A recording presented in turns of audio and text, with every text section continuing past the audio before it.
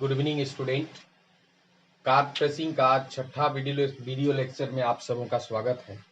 इस छठे video lecture में आज हम लोग देखेंगे tracing of polar carb. Polar carb को कैसे हम लोग ट्रेसिंग करेंगे ये आज हम लोग देखेंगे। लेकिन इससे पहले आप लोगों से मेरा एक रिक्वेस्ट है कि अगर मेरा चैनल को आप लोग सब्सक्राइब नहीं किए हैं तो जरूर मेरा चैनल को सब्सक्राइब कीजिए, बेल आइकन को प्रेस कीजिए ताकि आने वाला वीडियो जब भी डालेंगे तो उसका नोटिफिकेशन आप तक पहुंच जाएगा। वीडियो अच्छा लगने से लाइक कर दीजिए, ठीक है। तो देखिए ट्रेसिंग ऑफ पोलर कार्ब, तो कार्टेशियन कार्ब का जो ट्रेसिंग है ये इससे पहले हम लोग देख चुके हैं। अभी हम लोग पोलर कार्ब का ट्रेसिंग देखेंगे। तो सबसे पहले जो देखना होता है सिमेट्री, तो किस लाइन के अबाउट ये कार्ब सिमेट्रिक है। तो यहाँ पर है replace theta by minus theta. Carb का जो भी इक्वेशन हमको दिया हुआ रहेगा, देखिए पोलर कार्ब में क्या होता है, पोलर वेरिएबल क्या है, आर और थीटा, ठीक है। इससे पहले हम लोग पढ़ चुके हैं।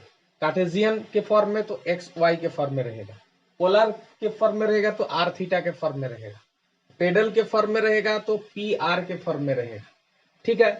तो यहाँ पर जो है पोलर कर्व का बात है, इसलिए आर और थीटा का बात होगा यहाँ, ठीक ना। तो replacing theta by minus theta, theta जो भी कर्व का इक्वेशन मेरे को दिया हुआ है उसमें थीटा के जगह अगर माइनस थीटा हम पुट कर देते हैं, if the equation of curve remains unchanged, और उसके बाद जो कर्व का जो इक्वेशन है वो अगर अनचेंज रह जाता है, कोई परिवर्तन अगर नहीं होता है, the curve is symmetric initial line, तो ये कर्व इनिशियल लाइन के अबाउट सिमेट्रिक है, ठीक है। If R replace R by minus R if the equation of the curve is unchange, R के जगह अगर माइनस आर रखने से अगर कर्व का इक्वेशन में कोई परिवर्तन नहीं होता है, that is if only even power of r occur, मतलब कर्व का इक्वेशन में आर का जो पावर रहेगा वो अगर इवन पावर रहेगा तब क्या होगा, the curve is symmetrical about the pole, तो पोल के अबाउट सिमेट्रिक होगा। इसके बाद अगर रिप्लेस करते हैं theta by pi minus theta, theta के जगह अगर हम लोग पाई माइनस थीटा रिप्लेस कर देते हैं, और if the equation of curve is unchange, तब अगर कोई कार्ब का तब वो अगर कार्ब का इक्वेशन अगर चेंज नहीं हो जाता है, नहीं होता है, तो the curve is symmetrical about the line theta is equal to pi by two, तब वो curve theta is equal to pi by two वाला जो लाइन है उसके अबाउट वो सिमेट्रिकल है। उसके बाद देखिए replace theta by pi by two minus theta if the equation remains unchanged, अगर थीटा के जगह pi by two minus theta replace कर देते हैं, तब अगर कर्व का इक्वेशन में कोई परिवर्तन नहीं होता है, तब क्या, the curve is symmetrical about the line theta is equal to pi by four, तब वो curve theta is equal to pi by four वाला जो लाइन है उसके अबाउट सिमेट्रिकल है। तो इसको थोड़ा सा हम समझाते हैं। पोलर कर्व में आर और थीटा रहता है, इसमें इनिशियल लाइन रहता है, एक्स एक्सिस वाई एक्सिस ऐसा कुछ नहीं रहता है, ठीक है। तो पोलर कर्व में देखिए यहाँ पर ये इनिशियल लाइन मान लीजिए, इनिशियल लाइन, और इसको क्या बोलते हैं, ओ को बोलते हैं पोल, ठीक है। तो ओ अगर पोल है और ओ एक्स अगर इनिशियल लाइन है, और बोल रहा है कि अगर मान लीजिए कि इस कर्व का इक्वेशन में थीटा के जगह अगर माइनस थीटा रख देते हैं और कर्व का इक्वेशन में कोई चेंजेज अगर नहीं आता है, तब वो कर्व इनिशियल लाइन के अबाउट सिमेट्रिक है, मतलब इसके अबाउट सिमेट्रिक होगा, सिमेट्रिकल होगा, ठीक है। अगर मान लीजिए आर के जगह माइनस आर रखने से भी कर्व का इक्वेशन में कोई परिवर्तन नहीं होता है, तो वो क्या होगा ना, पोल, इसको बोलते हैं पोल, पोल के अबाउट सिमेट्रिक होगा, ठीक है। अगर मान लीजिए कि कर्व का इक्वेशन में अगर थीटा के जगह पाई माइनस थीटा रख देते हैं और कर्व का इक्वेशन में कोई चेंजेस नहीं आता है, तब वो कर्व सिमेट्रिकल होगा, किसके, कौन सा लाइन ना, theta is equal to pi by two. अब theta is equal to pi by two वाला लाइन क्या होगा ना, यहाँ से थीटा पाई बाई टू कर दीजिए, पाई बाई टू, तो जो लाइन यहाँ पर बनेगा जिस लाइन के साथ वो पाई बाई टू है, ठीक है, वो लाइन को हम लोग बोलते हैं, वो लाइन है theta is equal to pi by two. अगर देखा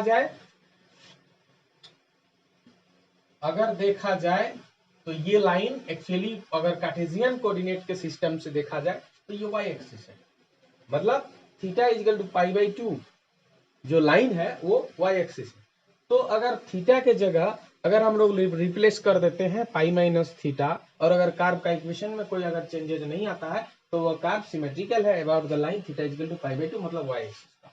और अगर मान लीजिए कि थीटा के जगह पाई बाई 2 माइनस थीटा आप रिप्लेस कर देते हैं, जहां जहां भी थीटा है वहां पाई बाई 2 माइनस थीटा अगर कर देते हैं, और कार्व का इक्वेशन में कोई अगर चेंजेस नहीं आता है तो कार्व सिमेट्रिकल होता है about the line theta equal to pi by 4, theta equal to pi by 4, theta equal to pi by 4 मतलब ये वाला लाइन होगा theta equal to pi by 4, है ना, theta equal to pi by 4। तो इस लाइन को बोलते हैं theta equal to pi by 4, ये लाइन के अबाउट सिमेट्रिकल है। ठीक है, तो सिमेट्री के बारे में हम लोग यहाँ पर देख लिए। अब देखिए whether the curve passes through the pole, curve अगर माने पोल से होकर पास कर रहा है कि नहीं, तो if r is equal to 0 for some real value of theta, तो कार्व का इक्वेशन में अगर r के जगह 0 रख देने से थीटा का रियल वैल्यू निकलता है, तो हम लोग बोलते हैं कि curve passes through the pole. तो कार्व ये पोल से होकर गुजर रही है। अगर पोल से होकर गुजर रहा है तो टेंजेंट एट पोल, पोल पर टेंजेंट कैसे निकालेंगे हम लोग, जैसे कार्टेशियन कार्व में भी हम लोग इस टाइप का, अगर ओरिजिन से होकर जा रहा है तो ओरिजिन पर कार्व का टेंजेंट क्या होगा, यहाँ पर पोल से होकर जा रहा है तो पोल से होकर जा रहा है तो पोल पर कार्व का टेंजेंट क्या होगा। तो if the curve passes through the pole the value of theta for which R is equal to 0, मतलब अगर कार्व पोल से होकर पास कर रहा है तो थीटा का वो वैल्यू जिसके लिए आर 0 हो gives the equation of the tangent at pole, तो वही थीटा का वो वैल्यू जिसके लिए r का वैल्यू 0 हो वो क्या दे रहा है, equation of tangent at pole. If r is equal to 0 for more than one value of theta, अगर r इज इक्वल टू 0 के लिए थीटा का एक से ज्यादा वैल्यू हो जाता है तो the curve is said to have a loop, तब वो कार्व का लूप होगा। ठीक है, अच्छा, intersection of curve with the initial line OX and also with OY, तो इनिशियल लाइन के साथ कहां पर काट रहा है और OY के साथ कहां पर काट रहा है, OY मतलब theta equal to pi by 2, इसके साथ कहां पर काट रहा है ये भी हमको जानना है, यहाँ इसके साथ कहां पर काट रहा है, इसके साथ कहां पर काट रहा है, ये सब हमको जानना है। ठीक है, तो अगर मान लीजिए कि थीटा इज इक्वल टू, अगर हम लोग थीटा इज इक्वल टू अगर हम लोग मान लेते हैं कि रख देते हैं 0, थीटा इज इक्वल टू 0, तो r का जो वैल्यू मिलेगा, r का वैल्यू मान लिया कि मिला 3, तो यहाँ से यहाँ 3 है। ठीक है, r का वैल्यू, r तो ये लेंथ होगा ना, तो r का वैल्यू 3 रखने से थीटा का वैल्यू 0 हो रहा है, मतलब यहाँ पर इनिशियल लाइन के साथ इस पॉइंट पर काट रहा है। अगर मान लीजिए कि theta is equal to pi by 2 रखने से आर का कुछ वैल्यू मिला, आर का वैल्यू मान लिए मिला कि 2, तो ये 2 पर मतलब 2 पाई बाई 2 इस पॉइंट पर काट रहा है वो कार्व मैंने OY के साथ। ठीक है, तो OX लाइन के साथ कहां पर कटेगा ना, थीटा के मैंने आर का वैल्यू, थीटा का वैल्यू 0 रखने से आर का जो वैल्यू मिलेगा उस पॉइंट पर कटेगा, और OY के साथ कहां पर कटेगा ना, थीटा के जगह पाई बाई 2 रखने से आर का वैल्यू जो वैल्यू मिलेगा उस पॉइंट पर कटेगा OY को। तो हम लोग उसको लिखेंगे कैसे, देखिए, for this we know r by putting theta is equal to 0 and theta is equal to pi by 2 in the equation of the curve, मतलब थीटा इज इक्वल टू 0 करने से r का जो वैल्यू मिलेगा वो पॉइंट होगा, point of intersection of curve with the initial line OX, and theta is equal to pi by 2 रखने से r का जो वैल्यू मिलेगा वो होगा point of intersection of the curve with the line OY। ठीक है, इसका region of the curve, to find the region in which no portion of the curve lies, we determine those value of theta for which r is imaginary, मतलब theta का वो value हम लोग निकालेंगे जिसके लिए r का वैल्यू इमेजिनरी होगा। ठीक है, तो r का वैल्यू जिधर इमेजिनरी होगा उधर कर्व लाई नहीं करेगा। ठीक है, इसी से हमको पता चलेगा। एसिम्पटोट इफ एनी, अगर एसिम्टॉट है तो उसको हमको उसका एसिम्टॉट भी निकालना पड़ेगा। If the car passes never ending branch find its asymptote, मतलब इफ कार पासेस, अगर कार पास कर रहा है एंडिंग ब्रांच, मतलब उसका जो ब्रांच है, जैसे मान लीजिए कार ऐसा निकल रहा है, ठीक है, ऐसे जा रहा है, तो निश्चित रूप से उसका कोई एसिम्टॉट होगा, तो वो एसिम्टॉट निकालना पड़ेगा। Find its asymptote, this is sometime best accomplished by transforming the equation to the Cartesian form. तो उसके लिए हम लोग कभी कभी हम लोग क्या करते हैं कि उसको जो कार्व का इक्वेशन मेरे को पोलर फॉर्म में दिया हुआ है, उसको हम लोग कार्टेशियन फॉर्म में ट्रांसफॉर्म करके हम लोग उसका एसिम्टॉट निकालते हैं। सम मोर पॉइंट्स, और कुछ points, some specific points on the curve should be plotted. For this we determine corresponding values of r for some special values of theta, that is theta is equal to 0, theta is equal to pi by 6, theta is equal to pi by 4, theta is equal to pi by 3, theta is equal to pi by 2, and plot them। तो हम लोग और कुछ points हम लोग निकालते हैं। Theta is equal to 0 पर आर का वैल्यू क्या होगा, theta is equal to pi by 6 पर आर का वैल्यू क्या होगा, theta is equal to pi by 4 पर आर का वैल्यू क्या होगा, theta is equal to pi by 3 पर आर का वैल्यू क्या होगा, theta is equal to pi by 2 पर आर का वैल्यू क्या होगा। इस प्रकार से हम लोग निकालते हैं और उस पॉइंट को हम लोग प्लॉट करते हैं, जिससे हमको कार्व माने कार्व को निकालने में सहूलियत होता है। Sometime tracing of curves becomes easy by transforming its equation into Cartesian form. कभी कभी हम लोग को इसमें भी इजी होता है, जो हमको पोलर फॉर्म में दिया हुआ है उस कार्व को हम लोग सबसे पहले कार्टेशियन फॉर्म में कन्वर्ट कर लें, उसके बाद हम लोग कार्टेशियन फॉर्म में कन्वर्ट करने के बाद जो कार्टेशियन कार्व को जो ट्रेसिंग करने का जो रूल है, उस रूल के आधार पर हम लोग उसको ट्रेसिंग करें, ऐसा भी हम लोग कभी कभी करते हैं। ठीक है। हाँ, अब एक सवाल देखिए, trace the curve at r is equal to a into 1 plus cos theta. तो सबसे पहले हम लोग को देखना होगा कि यह कार्व किस लाइन के अबाउट सिमेट्रिक है। ठीक है, कार्व पोल से होकर पास कर रहा है कि नहीं। अगर पोल से होकर पास कर रहा है तो पोल पर कर्व का टेंजेंट का इक्वेशन क्या होगा, ये सब हम लोग को निकालना होगा। और कुछ पॉइंट्स जो हम लोग मैंने निकालते हैं, वो पॉइंट्स सब निकालना पड़ेगा। ठीक है, सबसे पहले सिमेट्री,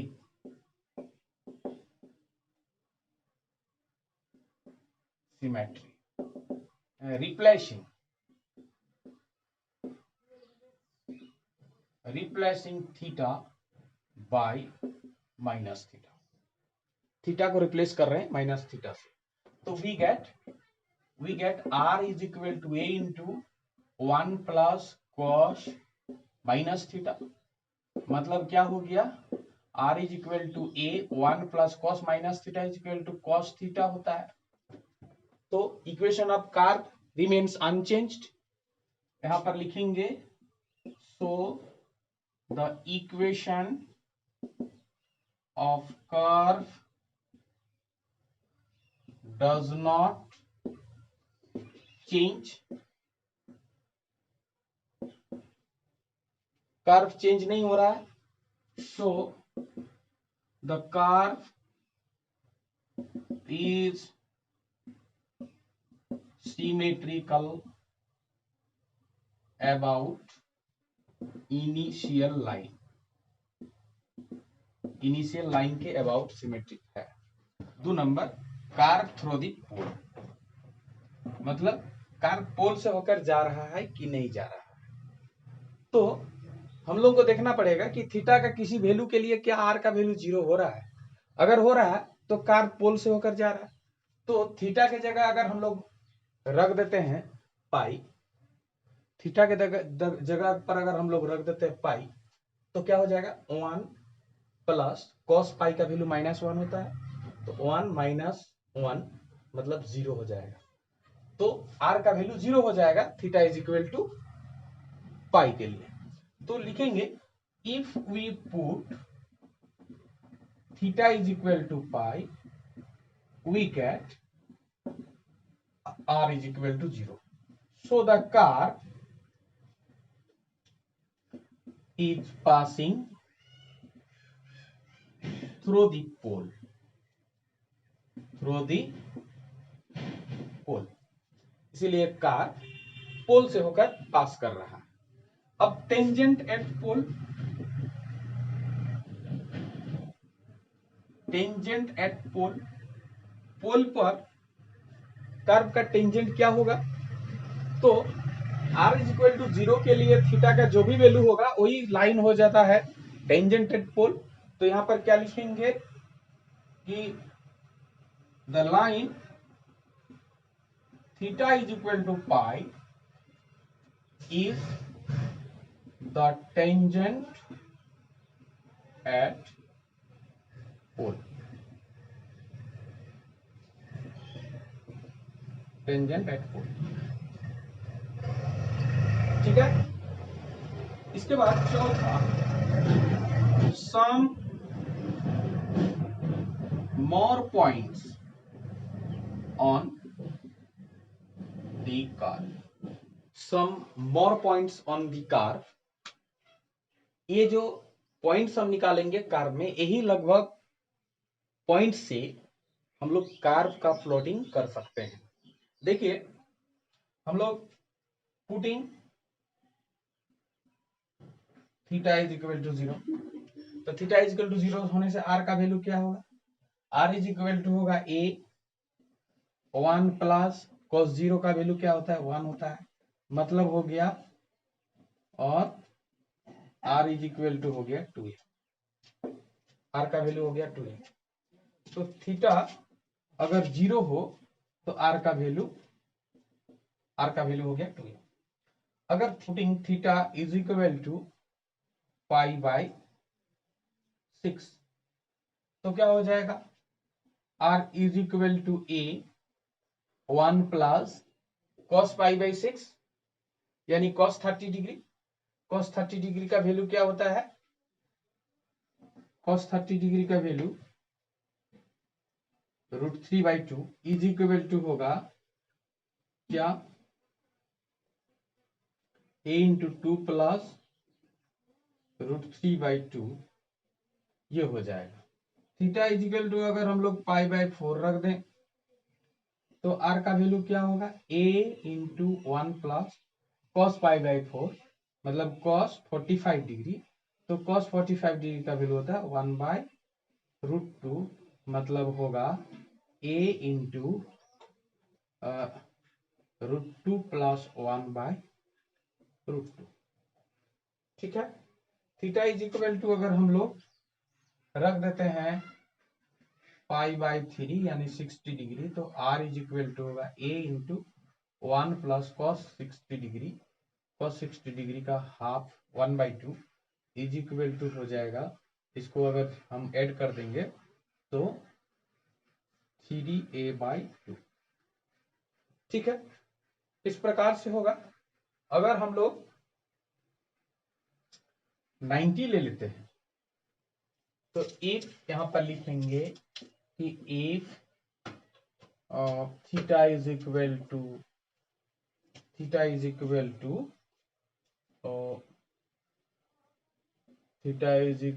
टू पाई बाई 2, तब क्या हो जाएगा?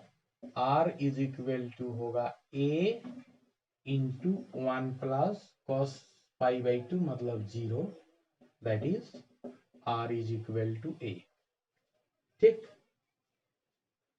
r is equal to a। Theta is equal to अगर हम लोग ले लेंगे 2 पाई बाई 3, तब क्या होगा? r is equal to 1 plus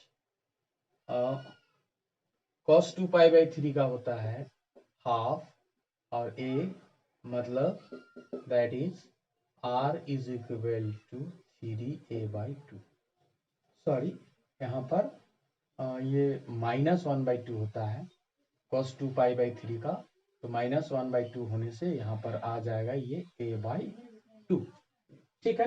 तो यही अब थीटा इज इक्वल टू अगर हम लोग 2 माने पाई ले लेते हैं, थीटा इज इक्वल टू पाई लेने से आर का वैल्यू तो 0 ही हम लोग मैंने शुरू से ही हम लोग मैंने यहाँ से हम लोग जाने हैं। कहाँ से? यहाँ से देखिए, थीटा की इज इक्वल टू पाई लेने से आर का वैल्यू 0 हो रहा है, ठीक है। तो अब हम लोग इस कर्व का प्लॉटिंग कैसे करेंगे, देखिए ये जो some more points on the curve, यही पॉइंट्स सब कर्व को प्लॉट करने में आसानी होती है, बाकी सबका उतना काम नहीं है जितना इस सब का है। ठीक है, तो अब ये लाइन माने किसके अबाउट, ये जो है सिमेट्रिक है, इनिशियल लाइन के अबाउट सिमेट्रिक है। ठीक है, कार्व कार्व पोल से होकर जा रहा है, पोल पर टेंजेंट कौन सा है, पोल पर टेंजेंट ये वाला लाइन है, इसको बोलते हैं थीटा इज इक्वल टू पाई। ठीक है, अब देखिए इसको कहां कहां पर काट रहा है ना, इनिशियल लाइन को कहां पर काट रहा है ना, थीटा इजकल टू जीरो रखने से, थीटा इजकल टू जीरो रखने से आर का वैल्यू क्या होगा, आर का वैल्यू 2a होगा, मतलब 2a पर काट रहा है। ठीक है, इसको कहां पर काट रहा है, इसको तो देखिए theta is equal to pi by 2 रखने से आर का वैल्यू क्या हुआ a, तो मतलब a पर काट रहा है, ये 2a है तो ये a है, मतलब उसका आधा होगा, तो ये जितना होगा लगभग लगभग उस हिसाब से यहाँ पर लेंगे उसका आधा। और देखिए ये पॉइंट सब देखिए, जब आर का वैल्यू 0, ठीक है ना, थीटा का वैल्यू 0 तो r is equal to 2a, theta का value pi by 6, pi by 6 मतलब 30 डिग्री, तो 30 डिग्री मतलब क्या, मान लीजिए ये 30 डिग्री है। ठीक है, तो 30 डिग्री है तो आर का वैल्यू क्या ना, a इंटू 2 प्लस √3/2, इसका अगर √3 का वैल्यू 1.73 बैठा के इसको हल कीजिएगा तो देखिएगा इसका वैल्यू मिलेगा, मतलब लगभग इस जगह में, मतलब यहाँ से यहाँ का डिस्टेंस हो जाएगा आर का वैल्यू, तो आर का वैल्यू जो भी मिलेगा वो यहाँ से यहाँ डिस्टेंस माप के देखिएगा मिलेगा लगभग ऐसी जगह में। ठीक है, फिर आर का वैल्यू थीटा का वैल्यू पाई बाई 4 रखने से आर का वैल्यू क्या होगा, तो √2 का वैल्यू यहाँ पर बैठा दीजिएगा और उसका देखिएगा कितना मिलेगा, पाई बाई 4 माने 45 डिग्री, ये 45 डिग्री अगर हम बैठा देते हैं तो देखिएगा जो हमको मिलेगा आर का वैल्यू, वो आर का वैल्यू लगभग ऐसे मिलेगा। ठीक है ना, उसका वैल्यू देखिएगा, ये जो वैल्यू होगा वो डिस्टेंस यहाँ से यहाँ तो होगा। अब देखिए आर का वैल्यू पाई बाई 6 माने 60 डिग्री, तो 60 डिग्री अगर हम लोग लेंगे मान लीजिए, तो 60 डिग्री लेने से देखिएगा इसका जो वैल्यू होगा आर का वैल्यू 3a/2, 3a/2 मतलब लगभग मान लीजिए कि इस जगह में, और यहाँ पर मतलब देखिए एक, अच्छा और आर का वैल्यू देखिए थीटा का वैल्यू अगर पाई बाई 2 लेते हैं तो a, फिर 2π/3, 2π/3 मतलब इधर 2π/3, ये है थीटा इज इक्वल टू π/6 वाला लाइन, ये है थीटा इज इक्वल टू π/4, ये थीटा इज इक्वल टू π/3।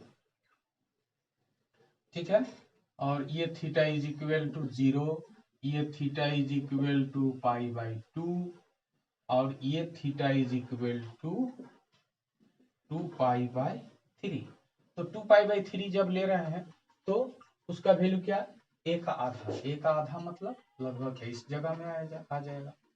तो हम देख रहे हैं कि ये किस टाइप का कार्व बन रहा था, इस सभी अगर पॉइंट को अगर हम लोग मिला देंगे तो ये इस टाइप से हो रहा, और ये क्या है, ये है टेंजेंट पोल पर, पोल पर माने इस पॉइंट पर, मतलब निश्चित रूप से यहाँ पर ये ऐसा होगा कार्व। ठीक है, और इधर अगर ऐसा होता है तो इस लाइन के अबाउट चूंकि सिमेट्रिक है इसीलिए इधर भी ऐसे ही होगा।